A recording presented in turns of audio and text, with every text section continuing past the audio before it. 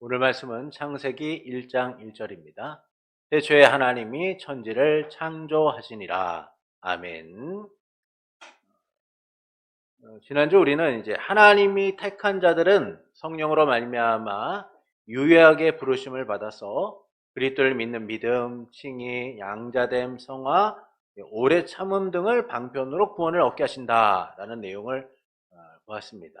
그러나 그렇지 못한 자들은 들어도 듣지 못하고 믿음을 가질 수도 없고 따라서 하나님의 영광을 이룰 수 없다라는 그 이중 예정, 하나님의 선택하심과 유기하심, 버리심에 대한 내용들을 우리가 함께 나누었죠. 선택된 자들은 주권적 능력의 영광을 위하여, 유기된 자들은 영광스러운 공의를 위하여 예정되었다라는 겁니다. 결국 우리가 하나님께 택함을 받았다라는 것은 그 하나님의 영광을 드러낼 뿐만 아니라 그 영광을 덧입는 삶을 살아가는 이들이다라는 것이죠.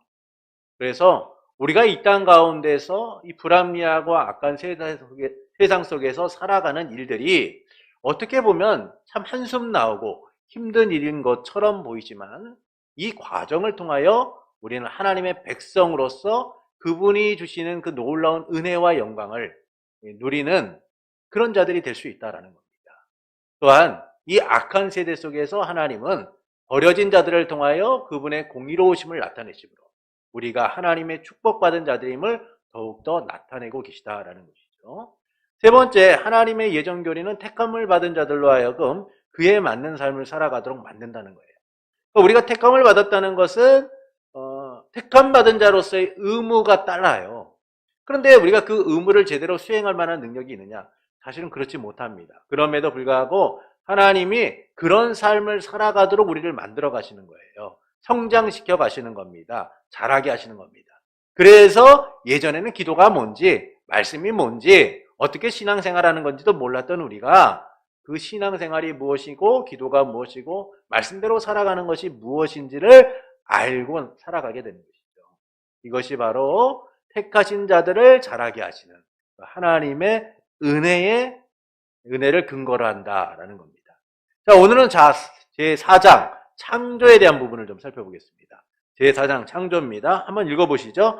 성자, 성령 하나님께서는 그의 영원하신 능력과 지혜와 인자하심의 영광을 나타내시기 위하여 무에서부터 세계와 그 안에 있는 모든 것들을 보이는 것이든 보이지 않는 것이든 6일 동안에 창조하시기를 기뻐하셨으니 모든 것이 심히 좋았다. 세상은 창조신앙을 외면합니다. 창조신앙을 외면해요. 요즘에 뭐 공무원들이 이렇게 나와가지고 청문회 같은 거 하지 않습니까? 고급 공무원들은. 그런데 이제 창조신앙을 여기서 주장하면은 요즘에 어떤 세대인데 창조신앙을 주장하냐? 그래가지고 공무원 뭐 결격 사유로 인해 가지고 물러나야 되는 그런 경우도 있어요.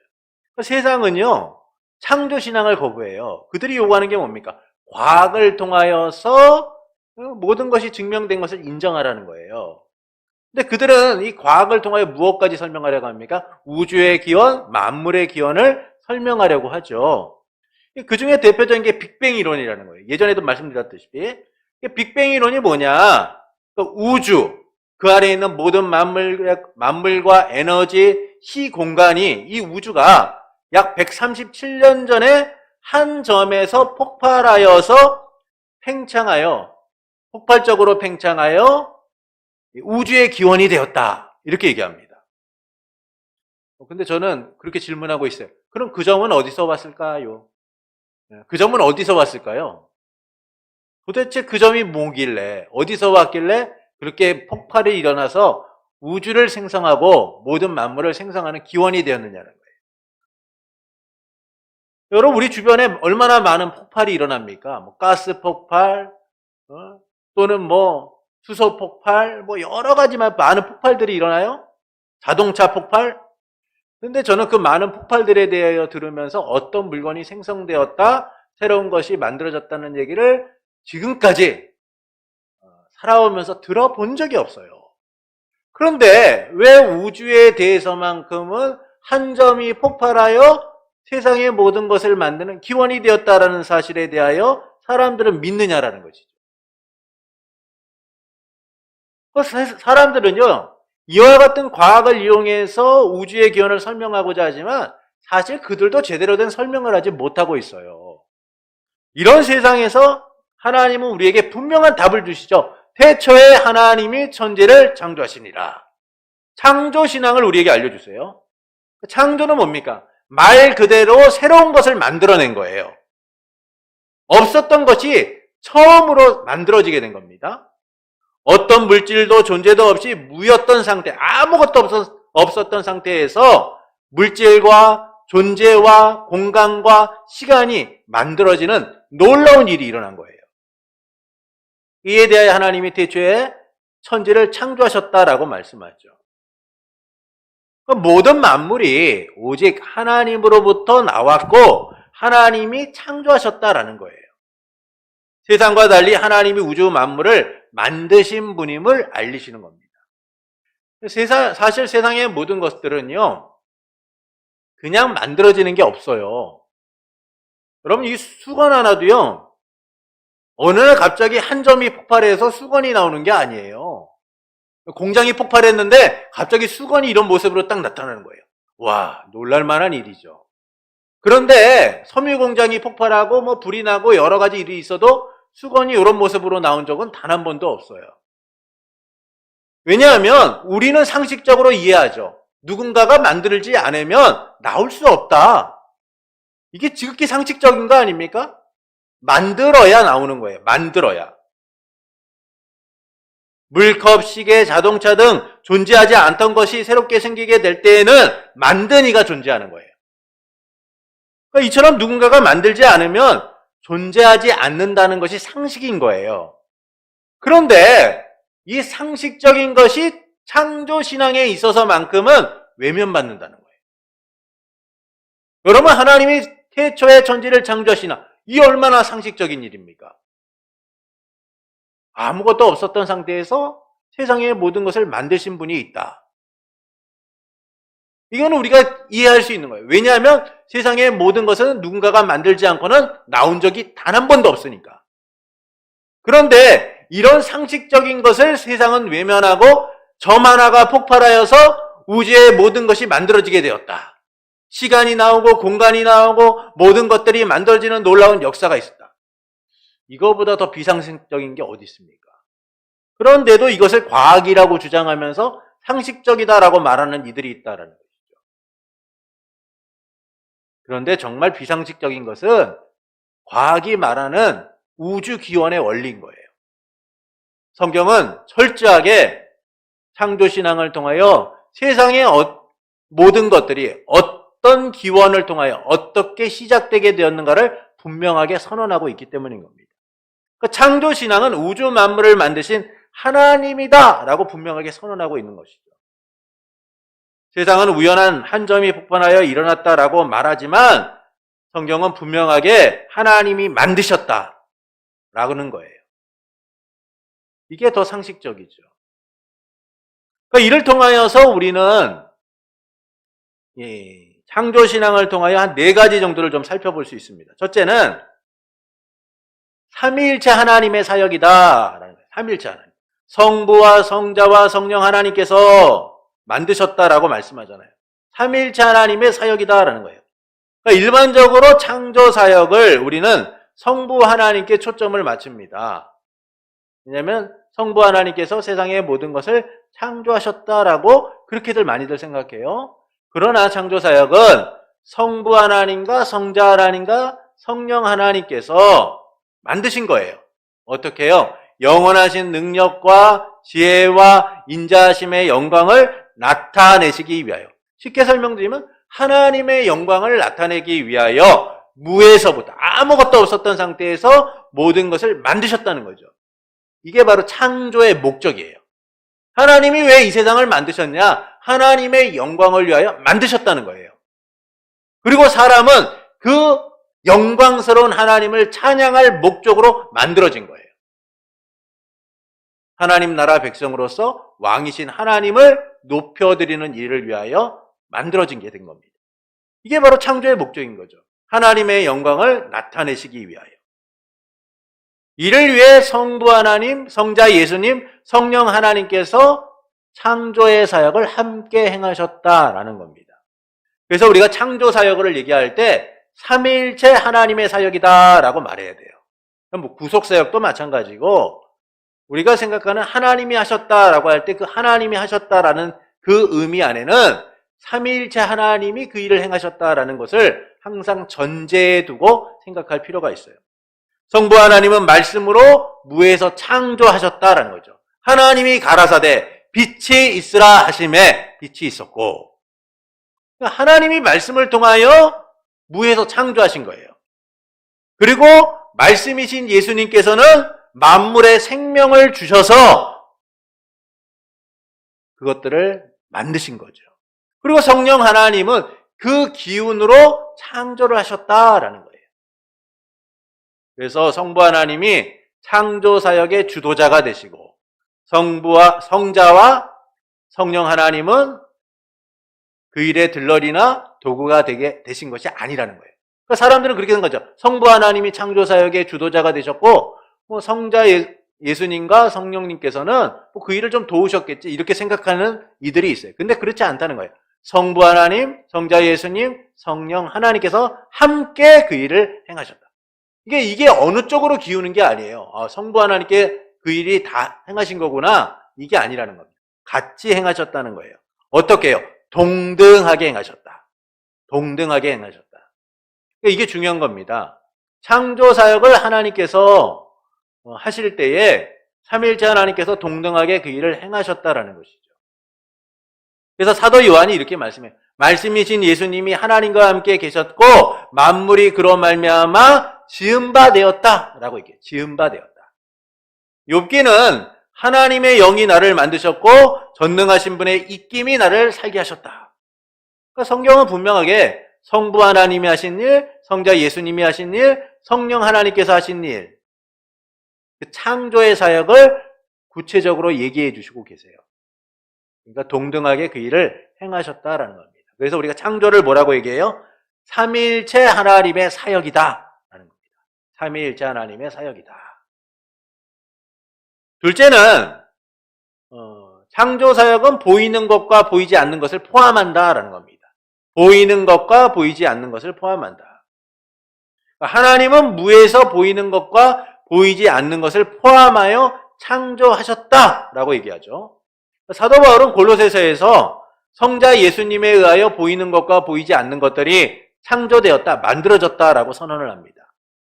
이처럼 모든 만물은 하나님에 의하여 만들어졌어요.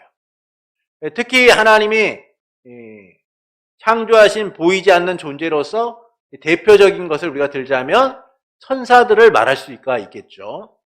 천사들은 하나님의 피조물이며 그분께 수종을 드는 일꾼들이에요. 근데 많은 이들이 이 천사를 숭배의 대상으로 여깁니다.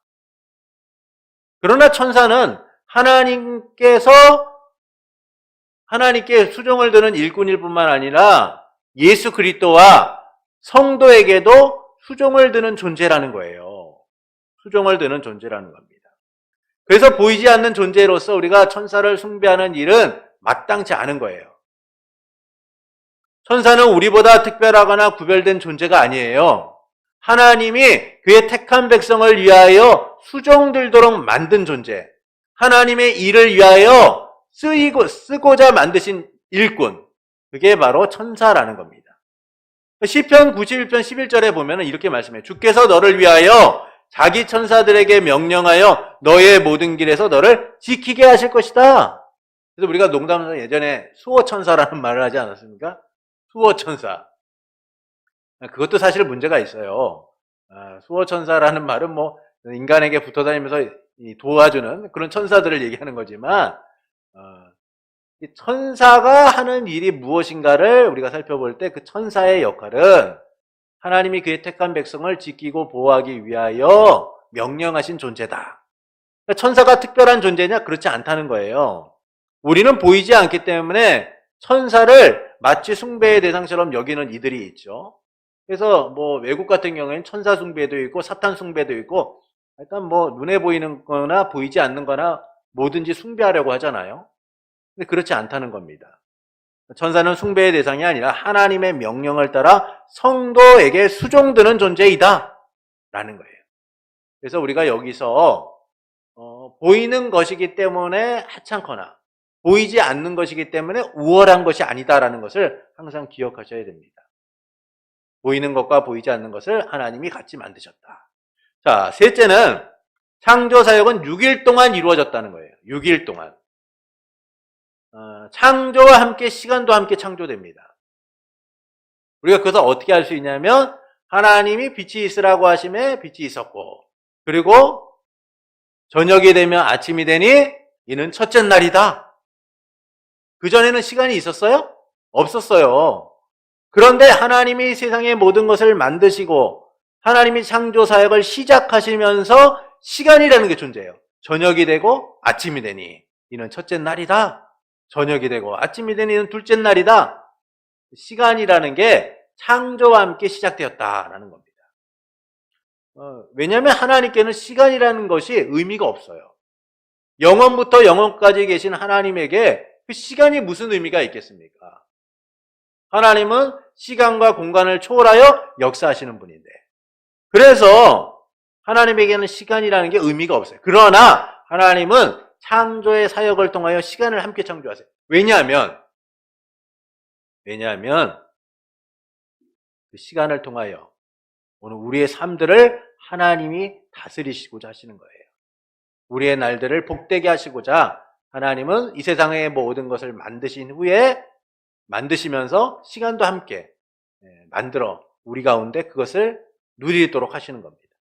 그래서 창조와 함께 시간도 창조되었다.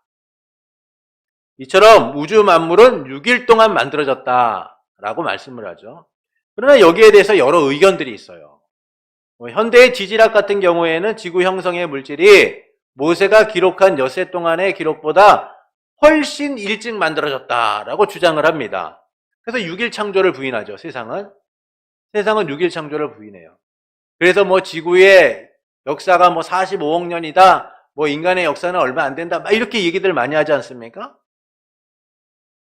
그들은 철저하게 6일 창조를 부인해요. 종교개혁자 칼빈 같은 경우에는 하루를 24시간으로 봅니다. 어거틴 같은 경우에는 이 하루를 어떻게 보냐면 장구한 세대다. 그러니까 첫째 날이 어떤 한 세대를 의미하고, 둘째 날은 또 다른 세대를 의미하고, 셋째 날은 또 다른 세대를 의미한다. 이렇게 보는 경우도 있어요.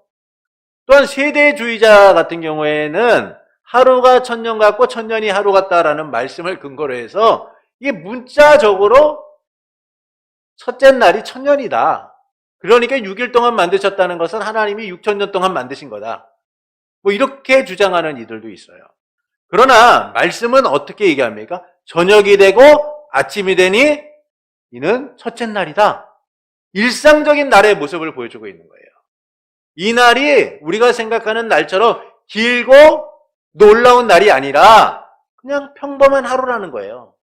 우리가 생각하는 일상적인 하루와 같이 다를 바 없다. 그런데 그 일상적인 것 같은 하루 동안에 하나님이 무슨 일을 행하셨느냐?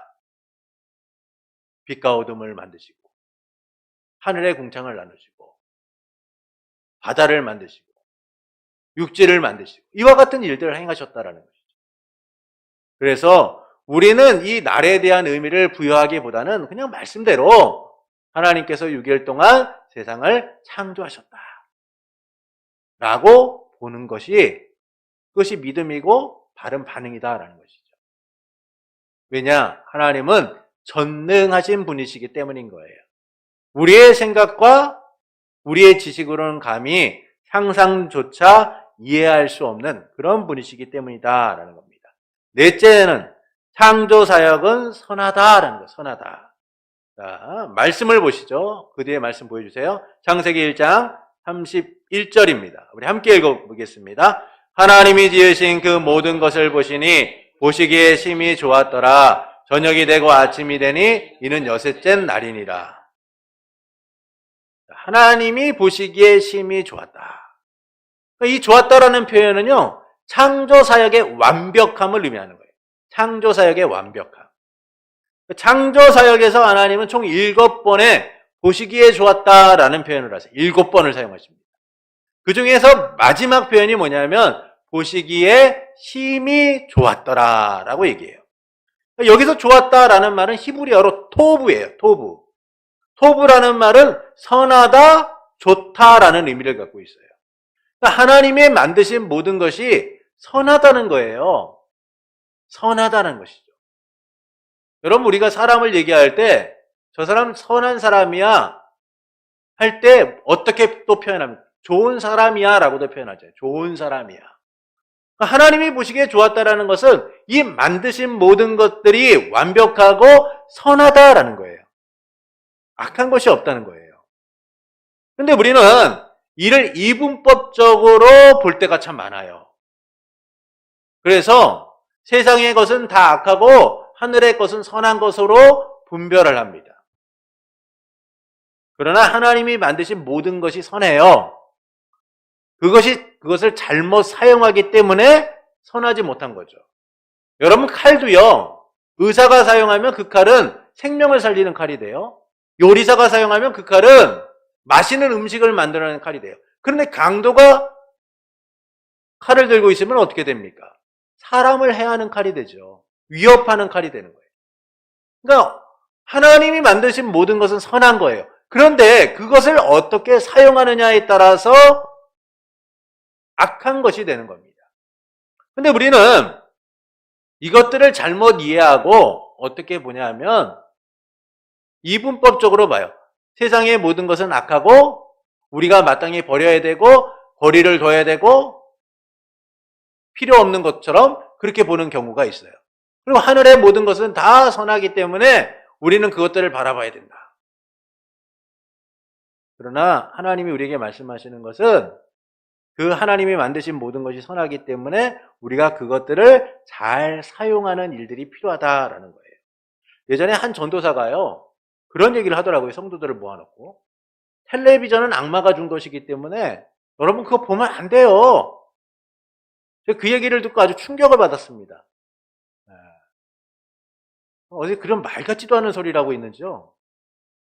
그러면 핸드폰 쓰지 말아야죠. 여러분 스마트폰 쓰지 말아야죠. 네? 인터넷 하면 됩니까? 안 됩니까? 안 돼요. 네. 스마트폰으로 유튜브 보는 거 여러분 회개해야 됩니다. 그러면 네. 큰일 나는 일이에요. 그럼 우리가 많은 이들이 그걸 이분법적으로 봐요. 그런데 하나님이 주신 모든 것은 선한 거예요. 어떤 이들에게는요, 텔레비전이요, 좋은 의미로도 사용될 수 있어요. 또 어떤 이들에게는요, 스마트폰이 좋게 사용될 수 있어요. 그런데 이걸 잘못 사용하면 어떻게 합니까? 중독이 되고 악영향을 끼치는 거죠. 그래서 우리가 하나님이 주신 것들을 어떻게 선하게 사용하고 있느냐가 중요한 것이지 세상의 모든 것이 나쁘다, 악하다, 이것들은 버려야 된다라고 생각하는 일들을 우리가 과감하게 버려야 되는 거예요. 과감하게 버릴 수 있어야 된다. 창조신앙은 하나님이 선하게 만드신 것을 잘 지키고 보존하는 것을 목적으로 하는 거예요. 그래서 하나님이 뭐라고 말씀합니까? 생육하고 번성하여 땅에 충만하라, 모든 생물을 다스리라. 이게 하나님이 우리에게 원하시는 거예요. 잘 다스리는 거예요. 잘 사용하면 되는 겁니다. 잘못 사용하면 그게 문제가 되는 거죠. 두 번째 보시겠습니다. 자, 2번, 하나님께서는 모든 피조물을 지으신 후에 사람을 남자와 여자로 창조하셨으며 이성적이고 멸하지 않는 영혼을 주셨고, 하나님은 엿새 동안 하늘과 땅의 모든 것을 창조하시고 여섯째 날에 마지막으로 사람을 창조하십니다. 이는 인간이 살 수 있는 환경을 조성하여서 그들이 하나님이 주신 은혜를 풍성히 누리도록 하기 위함이죠. 우리가 창세기 1장에 보면은 하나님이 창조하시는 것들을 보세요. 근데 그 창조하시는 것을 보면은요, 하나님이 하늘과 땅을 만드시고 바다를 만드시고 뭐 이런 과정들을 보면은 얼마나 질서 있게 만들고 계시는가. 그리고 여섯째 날에는 하나님이 땅에 짐승들을 만드시고 그리고 사람을 만드셨다. 이것은 하나님이 택한 백성이 살아갈 수 있는 가장 쾌적하고 안락한 환경을 주시고자 하는 거예요. 하나님의 주권적 통치 속에서 참된 쉼을 얻을 수 있는 삶을 주시도록 하는 거죠. 만약에 하나님이요, 이 창조의 질서에 따라서 만드시지 않고 거꾸로 만드셨다고 생각해 보십시오. 하나님이 바다를 만드시고 거기다가 사람을 그 다음에 만드시고 그 뒤에 땅을 만드시고 그 뒤에 물고기를 만드시고 뭐 이런 식으로 만드셨다고 생각해 보십시오. 그러면 사람이 살 수 있습니까? 수영 잘하시는 분들은 살아남겠죠, 어떻게든. 그러나 대부분 할 수가 없어요. 힘든 일입니다. 하나님이 인간이 살 수 있는 가장 최적화된 환경을 만드시고자 질서대로 만드셨다. 이게 창세기 1장을 보면요, 와, 하나님이 우리를 생각하시는 모습이 참 놀랍다, 대단하시다 라는 사실을, 섬세하시다라는 사실을 우리가 발견하게 돼요. 그래서 하나님은 모든 피조물을 지으신 이후에 하나님의 형상을 따라 남자와 여자를 창조하셨다는 것이죠. 남자는 흙에서 창조되었고 여자는 남자의 갈빗대에서 창조되게 됩니다. 그리고 남자와 여자가 한 몸을 이룰 때 온전히 하나 되도록 만드신 거죠. 이는 남자와 여자의 한 몸을 이룬 관계를 통해서 하나님과의 바른 관계를 보여주기 위함이에요. 그러니까 하나님이 괜히 남자와 여자를 만드신 게 아닙니다. 아담이 홀로 있는 것이 안타까워 여성을 만드셨는데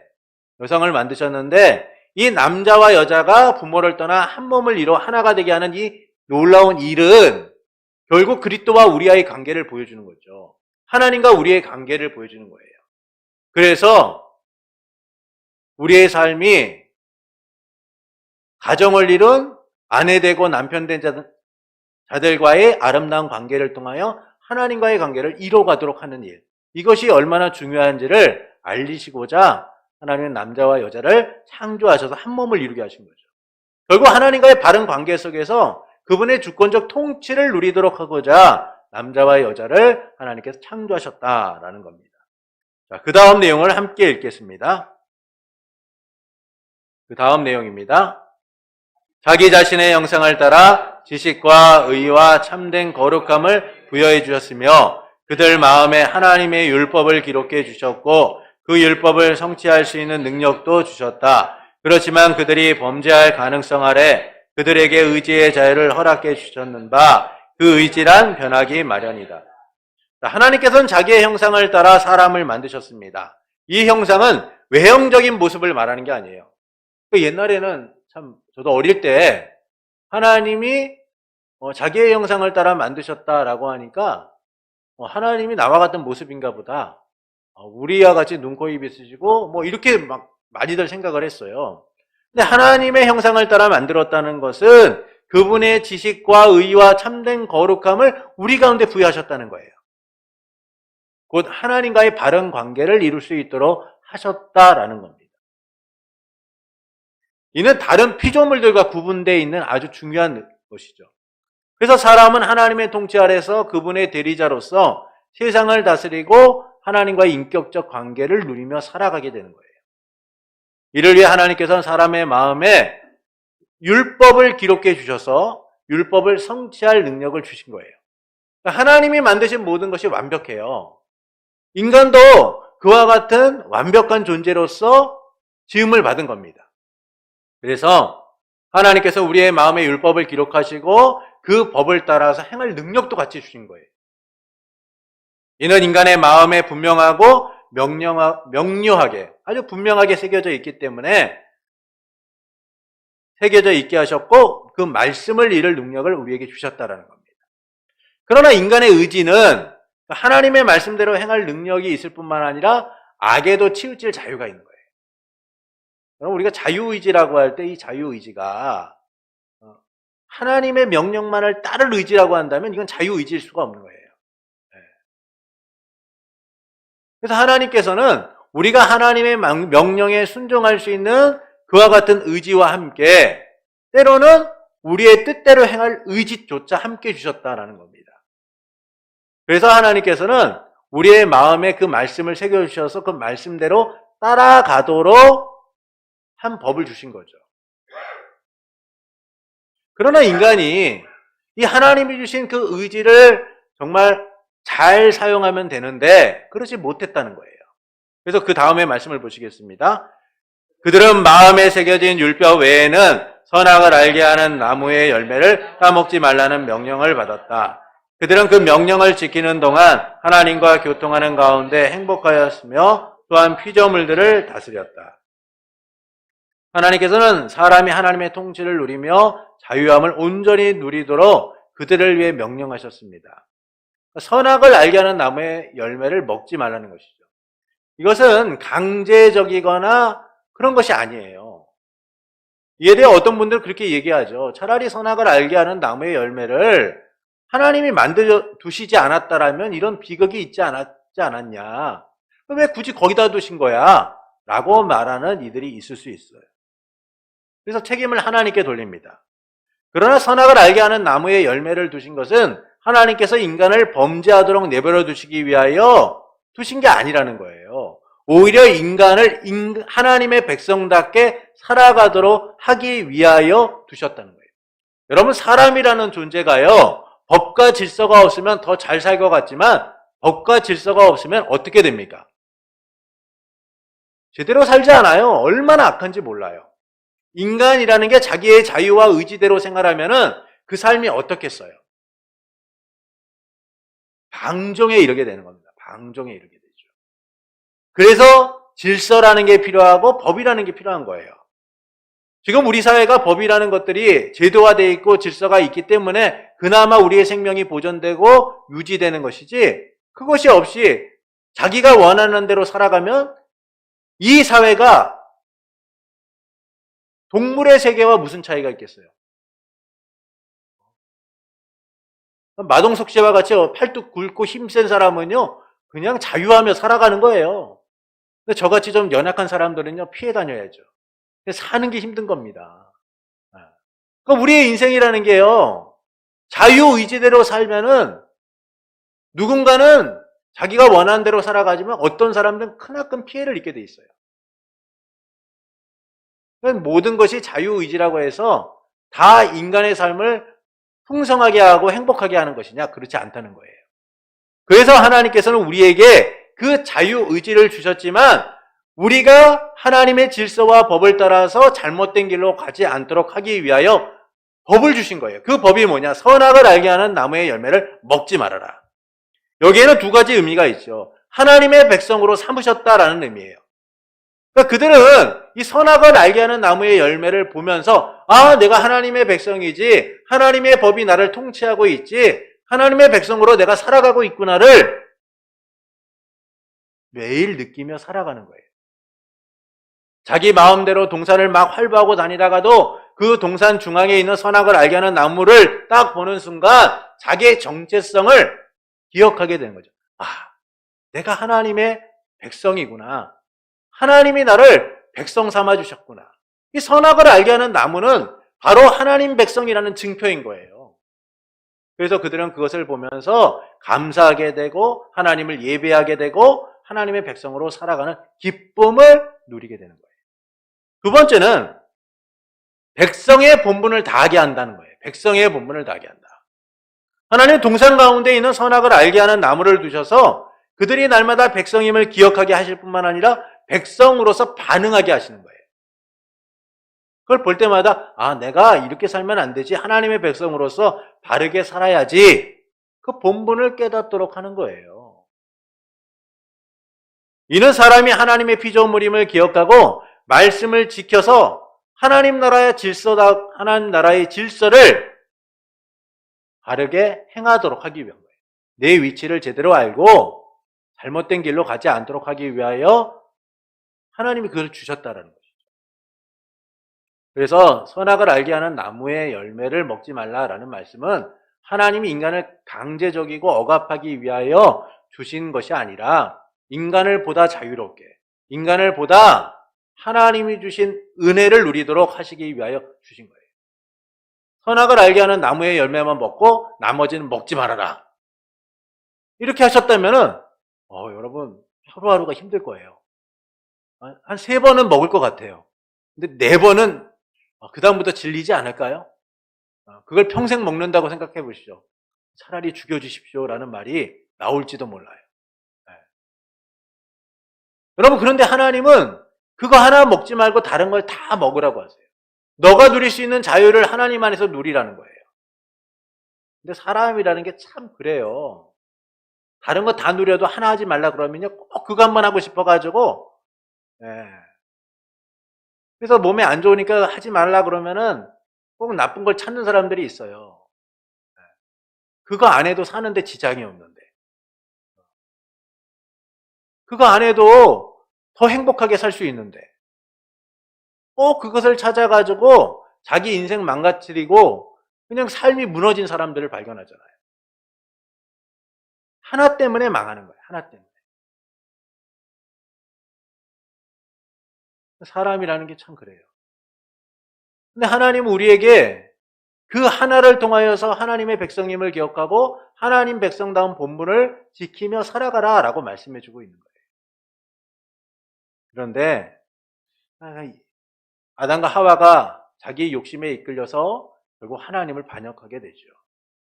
그러니까 인간이 어떨 때는 참 은혜를 모르고 살아가는 모습들을 참 볼 때에 안타까움을 느끼는 게 바로 이런 모습들인 거죠. 우리도 마찬가지입니다. 하나님이 주신 이 삶을 누리는 데 있어서 우리가 하지 말아야 될 것들, 하나님이 말씀하시는 것들을 우리가 좀 붙들고 살아가면 되는데 요것들 안 하려고 더 즐겁게 살려고 하다가 결국 더 많은 것을 잃게 되는 경우들을 참 많이 봐요. 그래서 우리는 욕심에 이끌리는 그런 자들이 아니라 하나님과의 친밀한 교제 속에서 하나님이 주신 삶을 풍성히 누리는 자들이 되어야 돼요. 욕심에 이끌려 하나님을 반역하고 행복을 잃어버리는 것이 아니라 하나님이 주신 삶을 더욱더 풍성히 누리고자 해야 되는 거예요. 하나님은 사람을 정직하게 하셨으나 사람은 많은 깨로 인하여 죄에 이르게 된다라고 말씀해요. 그 말씀처럼 오늘 우리는 욕심에 이끌려 살아가는 모습들이 있죠. 그런 것들을 우리가 내려놓고 하나님과의 이 친밀한 관계, 하나님과의 바른 관계가 주는 행복감을 삶에서 누리는 자들이 되어야 된다는 것. 하나님의 창조하심은 그 택한 백성을 하나님의 참된 안식 가운데 행복 가운데 이루도록 하시기 위하여 주님이 베푸신 은혜인 거예요. 하나님의 영광을 나타내기 위한 목적 속에서 우리를 백성 삼아 하나님과의 교제를 이루도록 하시고자 하시는 은혜인 겁니다. 그래서 우리는 이 은혜들을 항상 바라보며 말씀 앞에 자신을 비추고 그 말씀을 따라 살아가는 것을 당연한 것으로 여기며 살아가는 이들이 되어야 돼요. 내가 왜 이거 지켜야 되지? 라고 의문을 품는 순간, 이렇게 해도 되지 않을까라고 의심하는 순간, 오늘 우리 안에서 하나님께 순종하기보다는 반역하게 되고 불순종의 길로 나가는 모습들이 나타나게 되는 겁니다. 그래서 하나님이 우리를 구원하시고 우리를 택한 백성 삼으신 그 은혜들을 항상 기억하며 살아가는 이들이 되어야 할 것입니다. 핵심 요약 보시겠습니다. 태초에 삼위일체 하나님이 그의 영원하신 능력과 지혜와 인자하심의 영광을 나타나기 위하여 창조하셨다. 이게 바로 창조의 목적이죠. 근데 이 창조의 목적은 하나님의 이기적 선택이 아니라는 거예요. 하나님의 이기적 선택이 아닙니다. 그 영광을 그의 백성들에게 덧입히시는 하나님의 은혜로운 선택이라는 거예요. 자비로운 선택이라는 겁니다. 그래서 이 하나님의 목적은요, 그의 택한 백성들을 그 하나님의 영광을 덧입게 하고 하나님의 은혜를 덧입게 하고 하나님과의 관계 속에서 진정한 행복이 무엇인지를 느끼도록 하고자 하는 목적 속에서 이루어지는 거예요. 그래서 이기적인 게 아니라 은혜롭고 자비로운 하나님의 목적 속에서 이루어졌다라는 것이죠. 두 번째 보시면 하나님은 하나님의 형상대로 사람을 남자와 여자로 창조하시고 자유의지를 주셨으며 피조물을 다스리게 하셨다. 로봇을 만들면 편하겠죠. 시키는 대로, 하라는 대로 하면 참 좋을 거예요. 그런데 하나님은 그런 존재를 만드신 게 아니에요. 하나님께 반응할 수 있는 존재. 그런 존재를 하나님은 원하신 거죠. 그래서 우리에게 하나님의 말씀을 능력을 행할 은혜도 주셨고 또 그 의지를 따라서 자기의 의지를 따라 행동할 수 있는 그런 자유의지를 주신 거예요. 세 번째는 창조의 목적에 맞는 삶을 살아가는 지음받은 자가 되어야 한다라는 겁니다. 하나님이 우리를 창조하신 그 목적에 따라서 우리 또한 반응하는 삶이 되어야 돼요. 그것이 바로 하나님과의 관계 속에서 진정한 행복을 누리는 길입니다. 성도의 삶의 진정한 행복은 멀리 있는 게 아닙니다. 세상에 있는 게 아니에요. 하나님과의 관계 속에서 있는 거예요. 그래서 우리는 그 하나님과의 관계를 가장 소중하게 여기고 그 안에서 행복을 찾아가는 그런 이들이 되어야 된다는 겁니다. 그래서 하나님이 창조하신 은혜를 따라 그 지음받은 자로서의 삶에 반응하는 것들, 그것들이 바로 우리를 더욱더 복되게 한다라는 사실을 기억하고 살아가는 성도들이 될 수 있기를 예수님의 이름으로 축원합니다.